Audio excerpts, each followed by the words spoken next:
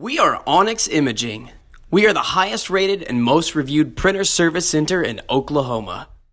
Hey there YouTubers, it's your girl Brett over here at Onyx. Today I'm going to show you how to change your toner on a Brother HL-2170W. So first thing, I'm going to open your hatch here, pull this little lever. This is going to be your toner and drum in one. Press this green button right here, and this is going to pop out your toner.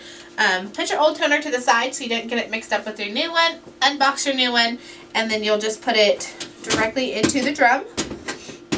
Follow the guides. Once you hear it click, you know it's in. And then you'll want to just follow the guides inside the printer. Once you hear it click, you know it's in there. Shut your front hatch and you should be good to go. This printer takes a TN330 or a 360. The 330 is going to be your low yield. The 360 will be your high yield, which is more ink. If you guys are in need of any supplies or quotes, give your girl Brett a call and have a great day. We are Onyx Imaging. We are the highest rated and most reviewed printer service center in Oklahoma.